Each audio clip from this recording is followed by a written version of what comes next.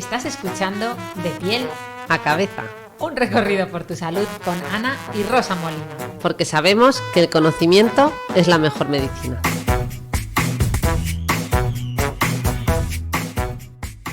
Hola a todos y bienvenidos a un nuevo episodio de Piel a Cabeza. Para nosotras un episodio súper especial porque no sabéis la ilusión que nos hace tener aquí al mismísimo David Callejo, compañero médico anestesista, que él no lo sabe, pero que llevamos 3 años intentando traer al podcast. Y él nos ha dicho, pues a mí me habéis llamado por primera vez hace una semana y he dicho que sí, como diciendo, yo no me he hecho de rogar, pero claro, somos nosotras las que nos hemos organizado. La semana que viene vamos a grabar y vamos a traer invitados, ¿no? Y vamos a llamar a David, pero luego nunca ocurría la llamada. Así que nada, muchas gracias David por aceptar nuestra invitación. No sabe la ilusión que nos hace que estés en el podcast, así que bienvenido. Muchas gracias a vosotros y ya digo, yo más facilón no he podido ser. Me escribisteis la semana pasada de, oye, ¿puedes este día? Y he dicho que sí, a la hora que habéis querido. O sea, no he podido ser más facilón. Eso es verdad, muchas felicidades. Sí. Muchas gracias, David, porque la verdad que lo valoramos mucho. Tenemos ya en el fondo confianza, porque aunque no hemos hecho la especialidad en tu hospital, compartimos, estamos en la misma ciudad en Madrid, pero compartimos años ya por redes sociales y yo me siento como si hubiera hecho la residencia con David Callejo, o sea, una residencia en paralelo, pero de divulgación médica. Así que bueno, vamos a presentarte porque tú tienes muchas cosas aquí que contar. Iba a empezar diciendo la parte de redes sociales, pero me niego porque imagino que ahora ya te presentan como influencer de entrada, más que contar todo el esfuerzo que te ha supuesto una carrera de medicina de 6 años, hacer preparación de un MIR, hacer la especialidad de anestesia, hacer la tesis, ¿no? Formarte en uno de los mejores hospitales en la unidad de cirugía cardíaca infantil del Hospital Gregorio Marañón, profesor CTO para preparación de futuros médicos, ¿no? De la gente que está preparando el examen MIR, profesor colaborador docente en la Universidad Complutense.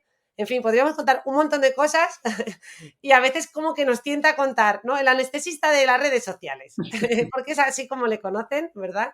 De hecho, David ha hecho una gran labor de dar a conocer la anestesia, porque a veces es una especialidad un poquito, ¿no? Oculta, porque ellos se ocultan durante las operaciones. Ya vamos a esa parte de redes sociales, ¿no? En la que lleva haciendo un trabajo formidable de divulgación tan necesario. Fue uno de los, no sé si de los pioneros, por lo menos yo cuando entré me parecía que llevas ahí toda la vida. Para mí ya era David un referente. Yo empecé en pandemia y bueno, un gusto siempre leerte, escucharte, y hoy venimos a sacarte un poquito de juguito más, de juguito médico que le llamo yo. Y nada, que muchas gracias por estar aquí. Gracias a vosotras, y mi madre siempre que me presentan en algún sitio como influencer me dice, hijo, algo estás haciendo mal. Si después de tantos estudios, tanta carrera, te presentan como influencer, es que algo estás haciendo mal claramente. David tiene además un libro que lo publicó, si no me equivoco, ¿no? En 2022, Lo primero en la vida, que, ¿no? Fue en 2022, que yo me leí, me encantó. 2022, sí. Y ahí una cosa que me gustó mucho del libro es que decías que el anestesista, un anestesista que trabajaba bien era aquel en el que, como decías, que nadie recordaba su nombre, ¿no?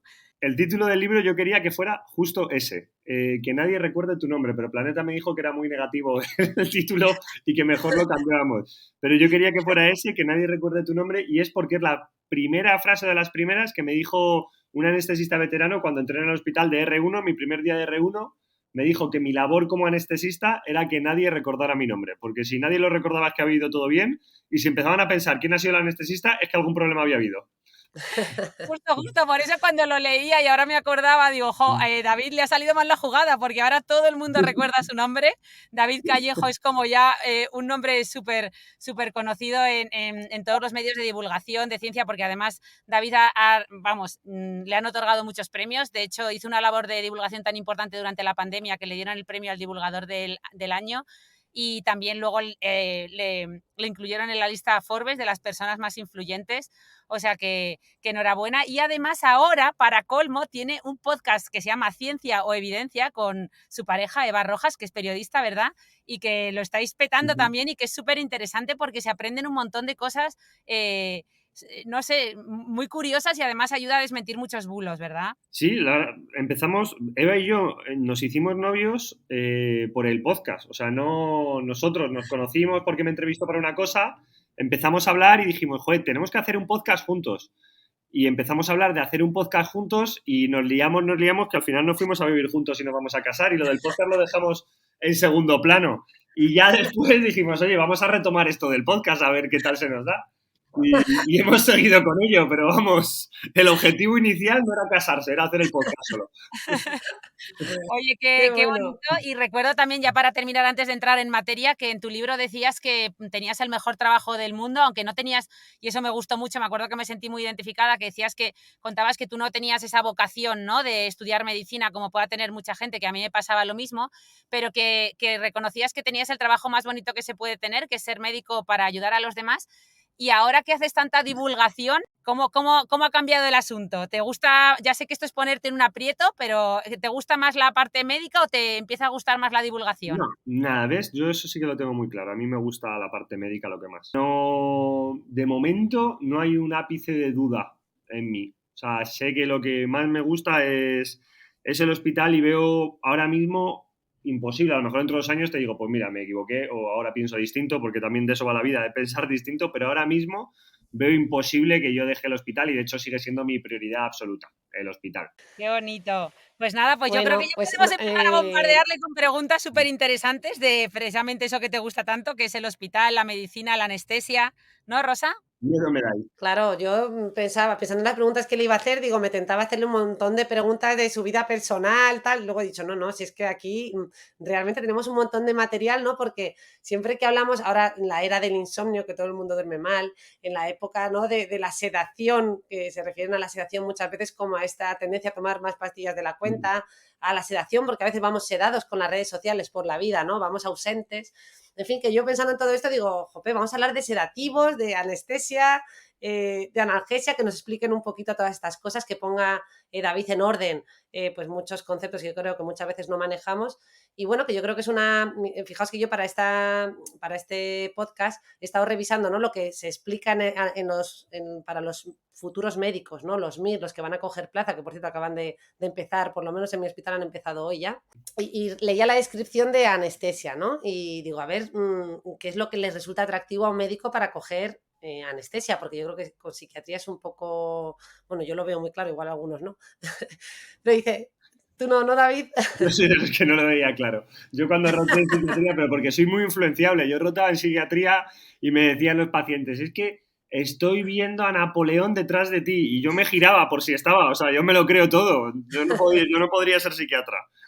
Ay, nos tienes que contar luego la Ah, anécdota no, es mucho visto. de cuando sacasteis algo del ano de un paciente que te habías creído que aquello era verdad. Me gustó mucho esa anécdota porque yo soy igual de crédula y yo siempre Sí. creo a los pacientes también. Y me decían, Ana, tú eres muy naif, pero cuando te escuché a ti me encantó porque digo, otro como yo. Justo, yo nunca me creo lo que dicen los pacientes o me lo creía poco, yo no soy súper crédulo. Y normalmente a las guardias, normalmente no, pero con cierta frecuencia puede llegar a la guardia gente que se ha introducido cosas en el recto y que no se los puede sacar.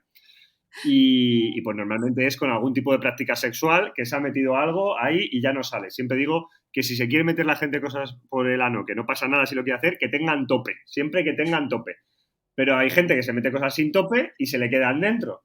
Pero normalmente te cuentan historias surrealistas. Me acuerdo una vez un camionero que contaba que tenía una patata dentro y contaba que es que tenía hemorroides y que le habían dicho y se sentaba encima de una patata y que al final la patata se había colado. Entonces, nunca te cuentan que ha sido con un juego sexual, nunca, nunca. Pero esta vez me lo había creído. O sea, era un hombre que te contaba una historia de que era agosto, me acuerdo, estaba en el sofá, el mando de la tele tenía una forma como alargada y que él estaba desnudo por casa y que se sentó cargado en el sofá con cosas y que entonces se sentó justo en el mando del sofá que se había quedado entre 2 cojines y que el mando se había colado. O sea, él me lo contaba y yo esa vez me lo creí. Yo pensaba que era de verdad eso, pues que se había sentado y que había tenido mala suerte el hombre, fíjate qué mala pata. El problema es que cuando sacamos el mando tenía un condón puesto. Ay, madre, de verdad. O sea, no solo era la historia de ciencia ficción. Bueno, yo os traigo, porque os habéis ido de Napoleón a patatas y a mandos de televisión en ciertas zonas delicadas.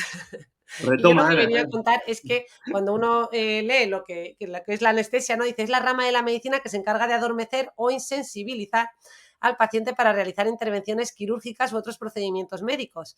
Y utilizan anestésicos, ¿no? Sustancias para lograr este efecto y, bueno, y controlar, ¿no? el estado del paciente durante los procedimientos. Además, bueno, esto, me quedo con estas 3 frases. ¿Sí? No sé si resume un poquito, muy por encima, obviamente, lo que define la especialidad de anestesia, David. Bueno, yo creo que lo resume por encima, pero bien. En general, claro, es que para explicarlo se entiende muy bien si explicamos lo que es una anestesia general. Para una anestesia general, normalmente necesitamos 3 tipos de fármacos. Necesitamos primero un fármaco que te duerma. Entonces, tenemos distintos fármacos que tú se los administras al paciente por vía intravenosa generalmente y en 5 o 10 segundos el paciente está completamente dormido. Pues el más famoso, el Propofol, que es el que usaba Michael Jackson y con el que se murió. Pero ese lo usamos todos los días, es un fármaco súper seguro en realidad. Lo que pasa es que, claro, no es lo mismo usarlo en un quirófano que en casa. Entonces, con el Propofol conseguimos que el paciente se quede completamente dormido. Y aquí viene la pregunta más importante que le hago siempre a los residentes y que os la hago a vosotros. ¿Alguien dormido completamente puede sentir dolor? Yo entendería que, hombre, si está dormido con un anestésico, entiendo Yo que creo no. Si estás con suficiente dosis de anestésico, el paciente va a estar completamente dormido y aunque sienta mucho dolor, no se va a despertar porque tiene niveles que le han desactivado el cerebro, por así decirlo. Entonces no va a despertar. Sin embargo, el paciente, su sistema nervioso simpático puede sentir dolor. Entonces, el paciente puede tener los efectos que tenemos nosotros cuando tenemos dolor, taquicardia, hipertensión, pero esta taquicardia, esta hipertensión puede llegar a que el paciente tenga un infarto por dolor estando completamente dormido. Así que el segundo fármaco que tenemos que utilizar siempre es un fármaco analgésico. Tenemos el primero, que es un fármaco hipnótico, algo que te duerma, y después tenemos que ponerte algo para que no te duela, porque los hipnóticos generalmente no sirven para controlar el dolor, solo sirven para dormirte. Tenemos muchos fármacos para controlar el dolor, pero el más famoso probablemente sea el fentanilo, que es el culpable de esa epidemia que tenemos en Estados Unidos de adictos al fentanilo y con lo que murió Prince. Esto va de grandes músicos. Y después tenemos el último punto, que es que un paciente que esté dormido y que esté analgesiado puede, en determinadas circunstancias, moverse. Entonces, según el tipo de cirugía, también puede ser que necesitemos utilizar un relajante muscular. Pero el relajante muscular no es lo que piensa la gente de me duele un poco el cuello, me voy a tomar una pastilla de un relajante muscular para que me suelte un poco el músculo. No, los relajantes musculares que utilizamos los anestesistas son paralizantes. Te bloquean por completo el cuerpo, o sea, no puedes mover ni un solo músculo. De hecho, te podría pasar una cosa que da mucho miedo, que sale en una película que se llama Wake, que es el despertar intraoperatorio, que es que por lo que sea, el agente hipnótico, el que te duerme, se deje de administrar, porque se te rompe la vía, porque es gas inhalado y se gasta, porque el anestesista no se da cuenta. Entonces, el paciente se va a despertar, pero va a estar con un relajante muscular. Este relajante muscular va a impedir que el paciente pueda gritar, que el paciente pueda mover un solo músculo, incluso impide que el paciente respire. De hecho, los pacientes lo que cuentan es que notan cómo tienen un tubo en la boca, cómo ese tubo hincha sus pulmones y los vacía, y cómo huelen el olor a quemado de su propia piel, cómo escuchan las conversaciones de quirófano. Generalmente no ven nada porque las cirugías tienen tapar los ojos, pero cómo notan el sabor del tubo en la boca, notan absolutamente todo. Este es el despertar intraoperatorio y es porque el paciente está con la relajación muscular profunda, pero por lo que sea se ha despertado. Esto antes, en el siglo pasado, era frecuente, de 1 cada 1000 casos. A día de hoy es... 1 de cada 1000. Yo diría casi imposible. A día de hoy es imposible. Ay, qué alegría Dejado, nos a da. mí me han puesto los pelos de punta, ¿eh? O sea, te Claro, estaba claro. escuchando la historia y digo, es verdad, o sea, el despertar de una pesadilla, porque... Es como el mayor miedo. De hecho, estos pacientes, claro, no sé si tú habrás visto alguno, Rosa, pero estos pacientes suelen acabar en tu consulta porque tienen todos un estrés postraumático brutal. Lo recuerdan como la experiencia más terrorífica de su vida. Claro, no me extraña. Sí, sí. No he visto ningún caso, como tú bien dices, no. Ahora, eso que tiene que quedar muy claro, que si no vamos a asustar aquí a la No, gente. no, no, no, ahora la No incidencia es. es ínfima, nada, nada. Por eso, No, no, por y eso además decía que es bueno saberlo. Yo creo que si sabes que algo puede pasar, pero que a ti no te va a doler y que eso, o sea, saber que eso puede pasar, aunque hoy en día prácticamente, como tú dices, sea imposible, en el caso de que pasara, dices, bueno, pues está pasando esto, ¿no? O sea, no puedo reaccionar porque tengo un relajante muscular, pero a la vez tengo analgesia, por lo tanto, esto no me va a doler y simplemente estoy oyendo conversaciones o ¿no? O sea, que yo creo que incluso puede ayudar sí, saber que de eso puede hecho, pasar. prefiero que no pase aún así. Sin duda. Y oye, ¿y tú les cuentas estas historias a los futuros médicos para que elijan tu especialidad o cómo va esto? No, hombre, no. Estas cosas es verdad que son como anécdotas que cuando explico la anestesia y las partes queda como muy gráfico porque es importante el orden en el que ponemos los fármacos para dormir a un paciente. Claro, si tú pones lo primero el relajante muscular, aunque luego le duermas, a lo mejor tienes unos segundos en el que el paciente se queda paralizado. Por eso es importante en este caso el orden cuando ponemos los fármacos en anestesia. Entonces estas historias les suelen servir para que siempre se acuerden que el relajante es lo último que se pone. No, muy bien. La verdad es que yo no me acordaba el orden, he de reconocer. En una temporada que trabajaba, bueno, en el hospital clínico, se sigue dando la terapia electroconvulsiva, que es algo que mucha gente desconoce en la mayor parte de los grandes hospitales, a nivel nacional y a nivel internacional. Es una práctica para casos graves, de no respuesta a Pero tratamiento, a mí me ¿no? Pues sorprende lo que funciona, porque claro, yo he tenido que sedar a pacientes con eso y me acuerdo que alguna vez incluso te lo he preguntado, digo, joder, yo pensaba que esto era del siglo XIX, pues lo típico que al final los médicos sabemos mucho de nuestra especialidad, pero de las otras cada vez sabemos cada vez menos. menos. Y no sé si era una paciente embarazada, puede ser, que no podía tomar antidepresivos y entonces se daba esta terapia. Hombre, es raro, pero podría ser. No, es que no sé qué era, no sé si era embarazada, me falla ahí la memoria, pero era un caso como peculiar y la paciente, es que es curioso que la fui viendo a lo Era largo, una paciente muy grave que estuviera, no sé, con una catatonía, una esquizofrenia justo, catatónica o y algo así muy me tocó ver la llamativo. evolución en pocas Mm, semanas y era sí. sorprendente lo que había mejorado. La verdad es que sí, la terapia electroconvulsiva, todo el que lo ha visto entiende, bueno, pues eso es que las mejorías tan sustanciales que vemos en cuadros muy graves, gente que a lo mejor ha dejado de hablar, de comer, ¿no? Bueno, pues eso. A ver, hay quien defiende que no se utilice solo en casos tan graves. Yo estoy poniendo estos ejemplos tan extremos porque todavía hay tanto estigma que yo creo que el oyente que no sea médico le sorprenderá a lo mejor, ¿no? Pero, repito, es una práctica habitual. La respuesta es muy buena en general. Además, las respuestas son llamativas, como tú bien has descrito, David. Yo creo que a todos nos sigue sorprendiendo, ¿no? Pues ver a alguien que esté tan mal y que en cuestión de poco tiempo, frente a lo mejor el uso de antidepresivos o antipsicóticos habituales, esta terapia, pues a veces, o sea, eso es más rápida en general, ¿no? Entonces, bueno, todo esto para contar que ahí es donde tuve yo mi contacto, ¿no? Después de la carrera con anestesia, que la gente no sé si conoce que ahora la terapia electroconvulsiva se hace en quirófano de una manera muy controlada, el paciente no llega a convulsionar, eso porque lo hacemos de la mano de los anestesistas, generalmente con un equipo que es el que trabaja ya siempre con nosotros. Recuerdo, ¿no? Que usaban también, no, o sea, entiendo que hacían el mismo proceso, ¿no? David, pero como son sedaciones muy rápidas y muy breves, porque la terapia electroconvulsiva es cuestión de minutos, en realidad, lo que estamos con el paciente. Es apenas un Yo te digo minuto. que solo he sedado a esta paciente para eso, fue hace ya años, pero creo recordar que lo que hacíamos era, le dábamos el hipnótico para dormirla y después dábamos un relajante muscular de acción muy corta, se llama succinilcolina, que dura solo 1 o 2 minutos.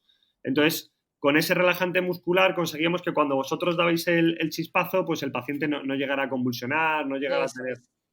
Eso es, sí, pues no me acordaba yo bien, porque ya de esto hace más de 10 años, pero sí, me acuerdo que, vamos, varias de las sustancias que has mencionado se usaban. Y a mí me gusta recordar que al final, claro, resulta como efectivamente algo anacrónico, ¿no? La terapia electroconvulsiva, el electroshock, ¿no? Que parece que sea algo Total. de otro siglo, pero qué fácil nos cuesta, o sea, qué poco nos cuesta entender hacer una desfibrilación cardíaca, ¿no?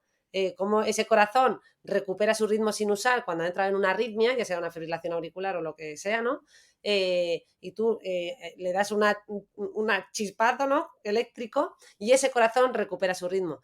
El cerebro también, ¿no? Sabemos que se conduce la información entre las neuronas pues eso, también con electricidad, por así decir, y por tanto esto tiene un sentido. No sabemos todavía muchas cosas, ¿no?, de por qué funciona, pero lo que está claro es que clínicamente es relevante. La mejoría es relevante y con esto de momento pues nos quedamos. Seguro que seguimos avanzando y cada vez se desarrollan técnicas más específicas que van a regiones más concretas, ¿no? Porque el TEC sería como una cosa más generalizada en todo el cerebro, mientras que ahora se están desarrollando técnicas como la estimulación magnética transcraneal, ¿no?, que ya puede ser más selectivo. Pero bueno, no hemos venido a hablar de TEC, hemos venido a hablar de anestesia, que yo he cogido aquí palique y me he soltado, ¿no? Yo ya te iba a preguntar si habían zonas concretas y demás, pero nada, pregúntame tú. Nada, nos vamos a tu trozo y perdonad, pero es que digo, como dejemos esto del TEC, solo habiéndolo mencionado, al ser un tema tan polémico y tan debatido, pues a veces, ¿no?, mejor terminarlo.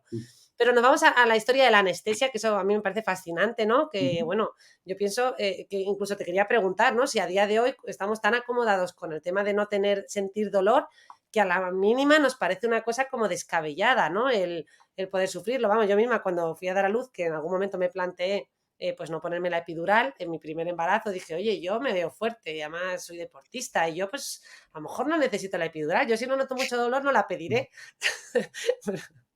Pero vamos, conforme empecé a tener bueno, es que, o sea, no sé, es que conforme empecé a tener las primeras contracciones fue un dolor, o sea, tan impresionante, que es que, vamos, escribí a mis amigos, lo primero que hice, ¿no?, fue gritar, anestesia, me falta entrar gritando por el hospital, anestesia, por favor, Bueno, anestesia, es que porque me moría entraste de dolor, gritando ¿no? por el hospital, porque Rosa dio a luz en la Bueno, Fundación Jiménez Díaz y yo lo recuerdo aquello como, o sea, nunca te he visto tan desesperada con algo, o sea, nunca he visto a mi hermana perder los papeles de esa manera, David, así que cuéntanos. Bueno, yo creo que sí que estamos en la fase de poner un anestesista en tu vida, que es algo que sí que cuento mucho a los que tienen dudas de elegir anestesia, porque creo que estamos en esa fase en la que el paciente sufra lo menos posible o tenga el menos dolor posible y somos la especialidad que se ocupa un poco de eso. Pues antes estábamos en quirófano, ahora estamos en las unidades de reanimación también, pero sobre todo estamos en procedimientos como endoscopias, colonoscopias, gastroscopias. Cada vez se hacen más sedaciones fuera de quirófano, por así decirlo, para intentar evitar el dolor en los pacientes. Y luego, por supuesto, pues algo que ha cambiado, creo, la vida de muchas mujeres ha sido la anestesia epidural. Creo que ahora estamos en ese punto en el que estamos casi otra vez criminalizándola, no entiendo muy bien por qué, y siempre digo lo mismo, es que nadie obliga a poner la epidural a nadie, o sea que ningún anestesista te va a obligar jamás. Yo nunca obligo a nadie a ponerse la epidural. Me parece genial las mujeres que quieren parir sin epidural y que consideran otras técnicas que le pueden ayudar. Lo veo súper bien. Ahora bien, ¿cuál es la técnica que ha demostrado que es mejor para el alivio del dolor en el parto? La epidural. O sea, no hay ninguna duda. Después de haber visto muchos partos, después de haber visto otras opciones, la mejor, la que tiene menos efectos adversos, la que funciona mejor es la epidural. Ojo, eso quiere decir que siempre va perfecto, eso quiere decir que nunca pasa nada, eso quiere decir que nunca hay ningún problema con la epidural. No, pero es verdad que creo que con el número de epidurales que hacemos al día, la incidencia es muy baja. Nada, yo ya lo tengo claro, ¿no? De hecho, ya te digo que yo no era una fan de voy a dar a luz sin epidural, más bien eso, pues lo que pasa que decía, bueno, pues si por algún caso a mí no me duele, pues esa experiencia que me llevo, pero confío plenamente, ¿verdad?, en el avance científico y que por algo está aquí y creo que también también puede tener otras consecuencias negativas de las que poco se habla, a lo mejor, en no ponerte la epidural, ¿no? Otro tipo de complicaciones y que el parto puede ser más difícil para todos, vamos. Claro, yo creo que esto es una opción que se da a las mujeres. O sea, creo que el otro día vi un anestesista hablar de que era como un invento feminista en toda regla. O sea, que es una que ahora parece que se criminaliza desde algunos sectores la epidural. Y es todo lo contrario, es una oportunidad que se da a las mujeres para parir sin dolor. Para las mujeres que tengan dolor. Pero es que hay mujeres que es verdad que llevan muy bien las contracciones del parto, o que llevan una preparación Sí, particular, o que ellas lo toleran bien. El dolor es una experiencia subjetiva. Pues no pasa sí. nada, pues perfecto que paren sin dolor, pero que las que tengan dolor lo pidan y no se sientan culpables. Es que hemos llegado al punto de que parece que eres mejor madre si pares sin epidural y esas cosas creo que sí que son mensajes que hacen mucho daño y hacen daño porque es que escucho a veces que es más empoderador parir sin epidural, eso lo he llegado a oír, ¿no? Es que es más empoderador parir sin epidural. Pues mira, ¿yo qué quieres que te diga? O sea, a mí, si me duele mucho la cabeza, tengo una migraña horrible y me tomo un paracetamol y se me pasa, y no me lo tomo y no se me pasa, no pienso que sea más empoderador mi superación de la cefalea sin medicación. Total. Sí, yo creo que como tú bien dices, es una elección que tenemos ahí y efectivamente, dicho por ginecólogos, ¿no? No todo el mundo, según la colocación del bebé, la zona, la dilatación que tengas cuando ya has extendido la cabeza, también influye en ese dolor, tu propia constitución ósea, tu estructura, en fin, que podríamos aquí mencionar un montón de variables. Pero bueno, no nos vamos a ir tampoco a polemizar mucho en torno al parto, aunque la otra Ana Molina quiere decir algo en torno a ello. No, solo para cerrar este tema, darle las gracias a David por esto que nos cuenta y sobre todo decirle que eso, que yo creo que gracias a divulgadores como él y a otros compañeros se está empezando a dejar de tener ese miedo atroz que se tenía a la anestesia, porque yo creo que te he escuchado alguna vez a ti, David, decir aquello de, no, pues la gente llegaba a la cirugía, ¿no? Y decía, no, es que tengo miedo a la anestesia. Y que un compañero tuyo cirujano les decía a los pacientes, pues si usted tiene miedo a la anestesia, eso es porque no sabe muy bien lo que le voy a hacer yo, como diciendo, realmente el anestesista es un facilitador, es una suerte, los cirujanos, los que operamos, yo entre ellas lo sabemos, que nos facilita la vida y que lo que realmente quizá tiene más riesgo es las cirugías, algunas de ellas a las que sometemos a los pacientes y la anestesia es algo a lo que yo creo que hoy en día no hay que tenerle miedo y que gracias a Dios está ahí, ¿no? Bueno, y que la anestesia ha venido a revolucionar la medicina, ¿no? Y hacer posible realizar intervenciones muy complejas de manera segura y sin dolor, que, o sea, gracias a ella hemos avanzado mucho, ¿no? Como ciencia médica. Total. O sea, es verdad que esa es una frase de un compañero mío de Julio que siempre dice eso, que cuando le dicen, es que lo que más miedo me da es la anestesia, y yo, eso es porque no sabes lo que te voy a hacer yo. Siempre te contesta igual. Y es que es verdad, la gente ha tenido mucho miedo a la anestesia, yo creo que por ese punto de desconocimiento que incluso los profesionales sanitarios tienen sobre nuestra especialidad y bueno, entiendo que también hay un toque ahí de misticismo, pero que efectivamente, gracias a la anestesia, ahora podemos hacer procedimientos que hace 100 años eran completamente impensables. Siempre cuento ahí la anécdota de en el siglo XIX había un cirujano, los cirujanos buenos en el siglo XIX eran los que eran muy rápidos, porque así el paciente sufría lo menos posible. Y había un médico, que no me acuerdo bien del nombre, un cirujano, que decían que era experto amputador. Y fue a amputar un brazo a un paciente y al amputar el brazo al paciente, le amputó el brazo al paciente, pero se lo amputó mal y murió desangrado, pero con la mala suerte de que al cortar tan rápido también le cortó al que le estaba sujetando, que era un ayudante del propio médico, y le contagió la gangrena y se murió de gangrena el ayudante, y a un miembro del público, al ver toda la escena, que había público en ese momento en esas cirugías, le dio un infarto y se murió. Así que es la única cirugía con un 300% de mortalidad. Madre mía. Ay, David, nos has dejado. Y eso ya no pasa. Claro, eso ya no lo tenemos. Ahora tenemos anestesia y se hace todo de forma mucho más controladita. Sí, pues nada, chapó por esta especialidad, fijaos, ¿no? Que la gente también desconoce o mucha gente no sabe con toda la razón del mundo, ¿no? Porque es verdad que no nos lo cuentan, que la anestesia, eso son un montón de años de estudios de medicina, más luego un montón de años de especialización, lo cual nos habla de todo lo que sabemos ya a día de hoy sobre estos procedimientos y todo lo que implican, ¿no? Y bueno, David, tú has mencionado a Michael Jackson, ¿no? Y yo me lo voy a llevar a mi terreno, voy a mencionar a Sigmund Freud, que él también en una época, yo pensaba que había sido también Sigmund Freud el que había usado Propofol, pero luego revisándolo, los datos que he encontrado era más bien que lo que había usado era la cocaína, también, ¿no? Que se utilizaba antes como Yo creo que el anestésico. Propofol todavía no estaba yo creo que es un invento posterior, me da la sensación. No lo sé de memoria, Bueno, pero yo no creo lo que sé, sí, o sea, lo de la cocaína era seguro también, pero sí, yo no la sé por qué cocaína. pensaba que era la cocaína y el Propofol, pero bueno, ya he leído, la cosa es que a Sigmund Freud le gustaba experimentar con Sí, de sustancias. hecho la cocaína, él decía, yo creo que al principio fue como súper amante de la cocaína, incluso para sus pacientes, Sí, y al final de sus días se convirtió en súper opuesto a la cocaína. Ya se empezó a dar eso. cuenta de que eso no era tan bueno como él pensaba. Sí, como que se fue dando cuenta, ¿no? De que esto podía traer muchos problemas, se dio cuenta del potencial adictivo y todas las consecuencias negativas, con lo que lo abandonó y lo criticó duramente, ¿no? Bueno, pero es que la Eh, cocaína estuvo presente, la Coca-Cola llevó cocaína. Así, Eso es una cosa que, o sea, a principios en el 1900 y algo, la cocaína se utilizaba mucho para el dolor dental en niños. era algo relativamente frecuente que se utilizaba para el dolor de dientes en los niños. Y ahí fue cuando la empezó a consumir Freud. Y hubo varios inventos de bebidas de cola. Había un vino que se llamaba vino Pemberton, me parece que es, o algo así. Y ese vino Pemberton evolucionó a un producto que se llamaba Coca-Cola. Y se llama Coca-Cola porque tenía cocaína y en los primeros 10-20 años Coca-Cola reconoce que la Coca-Cola llevaba cocaína. Ostras, pues no tenía ni idea, hombre, tiene sentido el Buah, nombre. Pero, jope. Bueno, pues mira, ya por suerte este tipo de mejunjes no nos llegan, ¿no? Con los riesgos que pueden tener. Pero, oye, yo te traía lo de la cocaína, el propofol, al final yo creo que nos liamos mucho, ¿no?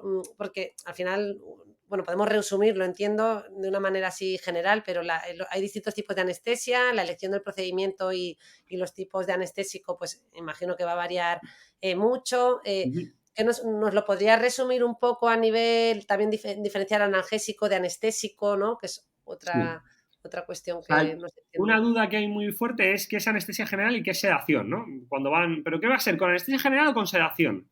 La diferencia en realidad es sencilla. Es básicamente en anestesia general, los fármacos que utilizamos, el propofol, el fentanilo, los relajantes musculares, tienen un efecto importante que es que dejas de respirar por ti mismo.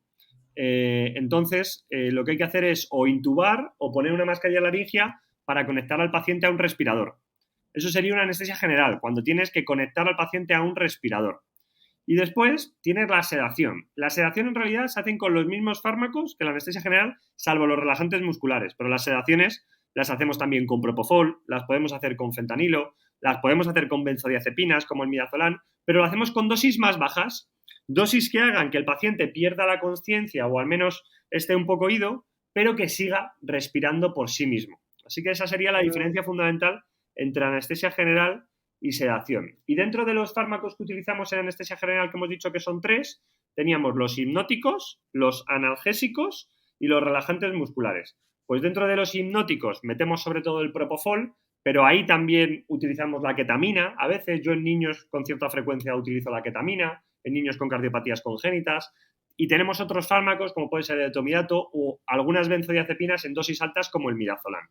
Como analgésicos, tenemos principalmente el fentanilo y otros opiáceos como la morfina o similares. Y luego, como analgésicos, tenemos también las anestesias de analgesia regional. Pues muchas veces dormimos al paciente entero, pero después ponemos anestesia local en algún punto del cuerpo para que el paciente no tenga dolor con la cirugía. Y por último, dentro de los relajantes musculares, son derivados del curare, de eso que tienen ese veneno que tienen las ranas con lo que algunas tribus cazan animales que impregnan las flechas. Pues esos derivados del curare son el rocuronio, el cisatracurio, agentes que son paralizantes. Con este resumen, parece que estaba preparando yo también el MIR. No, y que David lo explica todo que da gusto, ¿eh? O sea, es que es súper didáctico, es que da gusto escucharle, pero con todo. Con el COVID nos lo explicaba todo mejor que nadie y es que la anestesia, que encima es su especialidad, da gusto escucharle. A mí yo siempre hacía una broma con los compañeros, con los analgésicos, que decíamos, no sé por qué le llaman analgésicos si no se administran por el ano. Normalmente, a ver, puede pasar, pero normalmente los tomamos, ¿no? De forma oral o intravenosa. Era una broma, ¿eh? Es una broma. No, decía Ana que ahora hay una nueva corriente que parece que habla de utilizar analgésicos o hipnóticos por vía anal. Ha salido incluso algún estudio y demás. No creo que sea algo que vaya a llegar a ningún sitio, pero bueno, de vez en cuando estos estudios locos que se sacan. Oye, pues mira, a lo mejor le hacen honor al nombre. Pues yo no estaba al día. Oye, yo te quería también preguntar, no sé si directamente lo has dejado respondido, pero por ejemplo, a mí me pasó en la cesárea, ¿no? Que siendo médico, me acuerdo cuando fueron a intervenirme, yo no tenía, claro, bueno, tenía muy claro que tenía la epidural y que aquello no me iba a doler, pero cuando empezaron y me dijeron, bueno, ya, ahora vamos a empezar. Y entonces yo dije, ¿cómo que vais a empezar si yo lo estoy notando todo? Y mi reacción, aun siendo médico, fue, espera, que a mí esto no me está haciendo efecto. O sea, como que me asustó muchísimo la sensación de notarlo absoluta, que yo notaba que me estaban tocando. Y claro, esta distinción, ¿nos la podrías explicar? Esa reacción la tiene todo el mundo, cuando hasta los Sí. anestesistas, cuando le van a operar, de ojo, ojo, a ver si esto me va a doler. Básicamente tú, cuando hacemos una epidural, lo que hacemos es bloquear los nervios que salen de la médula. Entonces, Nosotros tenemos 3 tipos de nervios. Tenemos los nervios motores, que son los que hacen que nos movamos. Tenemos los nervios de la sensibilidad, que son los que hacen que tengamos dolor, frío, calor, tacto, presión. Y después tenemos el sistema nervioso simpático, los nervios vegetativos, que son los que controlan nuestra presión arterial, nuestra frecuencia cardíaca. Entonces, cuando nosotros hacemos la epidural, y ahora que se ha puesto muy de moda la walking epidural en concreto, lo que buscamos es solo bloquear los nervios sensitivos, que la paciente no tenga dolor, pero que siga teniendo la capacidad motora, por eso walking epidural, que se siga pudiendo mover y que no se afecte la tensión arterial. Eso de que a veces la epidural bajaba un poquito la tensión arterial, daba náuseas, vómitos, esa era por este bloqueo del sistema nervioso vegetativo. ¿Qué pasa con la sensibilidad? Pues que a su vez la sensibilidad tenemos distintos tipos de sensibilidad en el cuerpo. Tenemos la propiocepción, que es saber cómo tenemos colocado el cuerpo. Tenemos la sensibilidad al dolor. Tenemos la sensibilidad a la presión dura, grosera, la presión fina. Y van por vías distintas, por así decirlo. Entonces, cuando hacemos la epidural, a veces lo que pasa es que la paciente no siente dolor, en eso estamos seguros, pero si no subimos demasiado la dosis, que a veces lo hacemos para evitar estas hipotensiones, estas complicaciones, la paciente sí puede notar que la están tocando. No nota dolor en ningún caso, pero sí puede notar que la están tocando o puede sentir algo. Y es normal que muchas veces te digan, yo es que noto que me están tocando. Entonces ahí le decimos, ya, pero ya tienes la tripa abierta. Y generalmente, ¿a que no te duele? No, pues esto es lo que vas a notar. Pues entonces esa debí ser yo. Porque sí notaba como el movimiento, la presión, el tacto. Yo decía, Justo. pero espera, o sea, es que me estás tocando y tenía la verdad que el miedo metido en el cuerpo, ¿no? Cuando notáis eso, generalmente es que ya tenéis la tripa abierta. Entonces, siempre decimos que no pasa nada, que de verdad que está todo bien. Pues se lo pasaron bien conmigo entonces. Nunca me lo dijeron. Oye, David, y otra duda que yo creo que le surge a mucha gente, ¿no? Cuando va a pasar por un quirófano y con esto de la anestesia, ¿no? Ese efecto, bueno, aparte de estos casos que nos has contado, ¿no? También otro tipo de efectos secundarios frecuentes, menos conocidos que puedan darse, incluso hay gente que dice, uy, después de la anestesia ya me notaba más atontado, más despistado, no sé, ¿hay algunos así más frecuentes que nos los puedas diferenciar? Bueno, pues tenemos ahí la duda de, sobre todo en pacientes ancianos, de la anestesia general y el deterioro cognitivo. Y es una duda que sigue ahí. Incluso, no estoy seguro de quién fue, creo que fue Miguel Delibes, que él decía que después de una cirugía de cáncer de colon que tuvo anestesia general, que él ya nunca volvió a ser el mismo después de la anestesia general. Es verdad que en este tipo de pacientes, que son pacientes muchas veces ancianos, con distintos factores de riesgo, cirugía oncológica, ingreso prolongado, estrés quirúrgico, pues nunca sabes quién es el culpable de ese deterioro cognitivo del paciente. Pero es cierto que en ese proceso puede que la anestesia tenga un papel y durante mucho tiempo se ha hablado que determinados gases anestésicos, que determinados fármacos podían acabar provocando deterioro cognitivo. A día de hoy lo desconocemos y parece que nos inclinamos más hacia el no, hacia que parece más que son otros factores asociados que he comentado antes los que provocan ese deterioro cognitivo. Pero probablemente tengamos que seguir investigando y no sea algo que tengamos claro al 100%. Claro. Hombre, nosotros, por ejemplo, yo trabajo con psicogeriatría, un día a la semana hago esta consulta especializada monográfica y es repetido, no tanto los procedimientos quirúrgicos también, pero generalmente lo que nos encontramos es con gente, ¿no? Imagínate, pues con 70, 80 años, pues que han tenido una hospitalización por una fractura de cadera o han tenido un cuadro infeccioso y han tenido un cuadro confusional, es decir, efectivamente, han tenido 2 o 3 días de un estado en el que, por así decir, hay como, ¿no?, una separación con la realidad, incluso llegan a tener alucinaciones, delirios. Es un cuadro que nosotros solemos recordar a los familiares que hay una recuperación ad integrum, es decir, que el paciente recupera su estado basal, pero es cierto que en estas personas mayores a veces vemos ese declive, es como si el sujeto hubiera bajado un escalón muy grande y la familia así lo cuenta, ¿no? Oye, como si el deterioro cognitivo hubiera aparecido de la nada, ¿no? Y repito, a veces es por una operación, a veces por un cuadro infeccioso y un poco la hipótesis también es que es gente que a lo mejor tiene muy buena reserva cognitiva, ¿no? Y que a lo mejor hasta ahora no había dado la cara nada relativo al deterioro cognitivo o estaba más o menos contenido y a raíz de ese cuadro, ¿no?, es como si de repente saliera a la luz algo que ya estaba, un cerebro vulnerable, que a lo mejor tenía lesiones microvasculares, ¿no?, de pequeños microinfartitos, pero que no habían dado la cara de ninguna otra manera. y de repente empezamos a ver ese deterioro cognitivo, ¿no? Por ejemplo, el inicio de una demencia vascular, pues a raíz de, no más que el inicio, la detección, ¿no?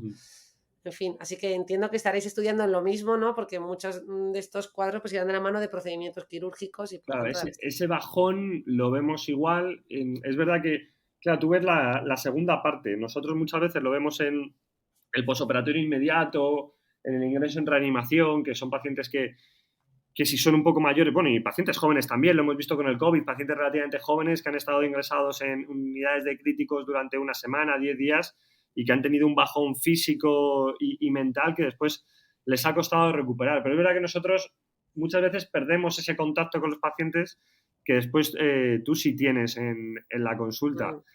Y es verdad que quizá, como a un poco autocrítica, nosotros pensamos que es algo puntual, momentáneo y que se recupera después muy rápido, pero que efectivamente, por lo que hemos visto, no es así. O sea, que el paciente a veces pega un bajón o un bache del que luego le cuesta recuperarse.